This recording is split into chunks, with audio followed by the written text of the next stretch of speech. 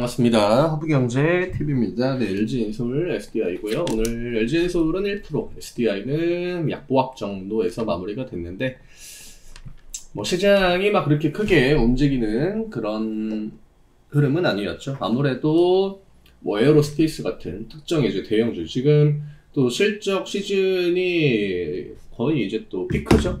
네, 그러다 보니까 실적을 이슈로 해가지고 주가를 또 강하게, 뭐 에어로 같은 경우에는 뭐 어마어마한 실적 발표를 했다 보니까 오늘 그쪽으로 시장에 관심이 쏠리는 거는 뭐 어쩔 수 없이 우리가 좀 감안해야 되는 그런 부분이었고, 대부분의 이제 그 업종들은 좀 소외를 받을 만한 그런 날이었습니다. 이게 코스피가 오늘 빨간불이고 코스닥이 좀 쉬어가는 그런 흐름이었는데, 아무래도 키맞추기 정도, 전날에 이제 딱 그 반대였죠.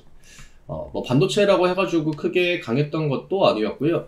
반도체도 지금 하이닉스 쪽, 뭐 삼성 쪽이 막 계속 그 동시다발적으로 움직이다 보니까 뭐 어떤 그 패턴을 가지고 움직인다 이런 느낌은 딱히 없죠. 그냥 시장이 뭐 워낙 좋다 보니까 다 같이 이제 막 올라갔다가 뭐 누구 내려갔다가, 이게 뭐 특정 이제 결을 같이 해가지고 다 같이 움직인다 이런 느낌은 딱히 없습니다. 최근에 뭐 로봇 같은 업종들도 그랬고, 반면에 이제 이차전지 같은 경우에는 그런 움직임들이 아직까지는 좀 나오지 않고 있다. 전날에 그 실적 이제 관련해가지고 확실히 적자를 좀 해소하는 그런 움직임이 나온 기업들도 있거든요. 그런 애들은 또 양봉을 보여줬습니다. 대표적으로 이제 물론 그 시가총액 규모 자체가 굉장히 좀 차이가 나긴 하지만, 이런 에코핸들링 같은 종목들 전날에 흑자 전환됐거든요. 네, 전구체 공급 뭐 이런 그 부분으로 인해 가지고 뭐 흑자 전환했다. 반응을 해요. 근데 결국에는 이차전지한테 가장 필요한 거는 어찌됐든 실적으로 인해서 뭐 우리가 지금 적자를 줄여나가고 있다, 혹은 뭐 흑자 전환이 됐다, 이런 것만 보여주면 양봉을 보여주기가 어려운 자리는 아니다. 주가가 워낙 많이 밀려 내려와 있기 때문에. 하지만 지금 주요 기업들 중에서는 그런 실적을 좀 보여주지 못하고 있죠. 외국인 기관들도 개체로 좀 들락날락하는 그런 패턴, 딱히 연속적인 매수를 좀 잘 보여주지 않는다라고 하는 거. 그나마 이제 LG엔솔이 뭐 연기금이 이런 식으로 쭉쭉 이제 사고, 또 외국인도 그렇고 나쁘진 않아요. 한 달 기준으로 봐도 외국인 기관 둘 다 빨간불이 찍혀 있다라고 하는 거는 나쁘진 않은데, 주가 자체가 힘이 없죠. 네.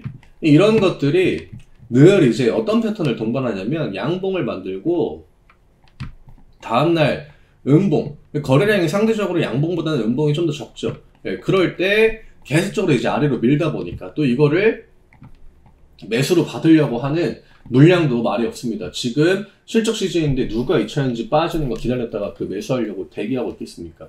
그렇기 때문에 매수량이 조금 더 우위를 보여도 주가가 이런 식으로 밀리는 그런 흐름들이 만들어지는 거거든요. 적은 양을 매도했을 때 하락이 더 이제 강하게 나오는 그런 날들이 있다 보니까 좀 답답한 흐름들이 이어지고 있다. 그러니까 외부에서 자금 유입이 안 되는 건 아닙니다. 안 되는 건 아닌데, 또 저점이라는 인식이 어느 정도 깔려 있다라고 볼 수 있지만, 하락이 나올 때 받아주는 힘 자체가 다른 업종들보다, 그러니까 이런 것들이 이제 투심이죠.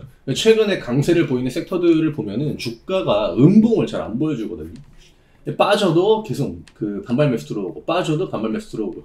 지금 이차전지 같은 경우에는 올라갈 때는 뭔가 좀 힘들죠. 단순 그냥 추가적인 투심이 플러스 되는 게 없고, 외국인 기관들이 돈 넣는 만큼만 딱 올라갑니다. 그러고 빠질 때는 이제 매수 효과가 되어 얇다 보니까 충격을 조금 더 크게 받는 그런 패턴들이 지금 현재 차트 흐름을 좀 만들어내고 있다. 아쉽지만 어쩔 수가 없죠. 아직까지 상황을 이제 좀 뒤엎을 만한, 진짜 뭐 하다못해 오늘 하나 에어로가 보여준 것처럼 저 정도까지는 냉정하게 바라지도 않지만, 어느 정도 그 영향력을 미치는 기업 중에 하나가 좀 실적에서 가시적인 그런 변화나 결과물들을 좀 보여준다라고 하면은, 그때는 이제 업종에 대한 관점이 강하게 이제 다시 또 전환이 될 가능성이 있거든요. 하지만 이번 분기에는 조금 힘들어 보인다, 현실적으로. 지금 뭐 주요 기업들 실적 발표 다 끝났는데, 방금 보여드렸던 뭐 그런 중형주급 종목들이 실적이 좋다 해서 뭐 대형주까지 움직임을 가져가진 않잖아요. 다음 분기를 뭐 노려볼 수밖에 없는 거고, 그 전까지는 시장이 최대한 좀 좋기를 바라야죠. 원체 업황 자체가 빡빡하고 진짜 말 그대로 타이트합니다. 그래서 시장의 그 중심에서 계속적으로 좀 밀려나는 흐름, 그러다 보니까 시장이 올라갈 때 좀 쉽게 소외되고 그런 흐름들이 이어지고 있다.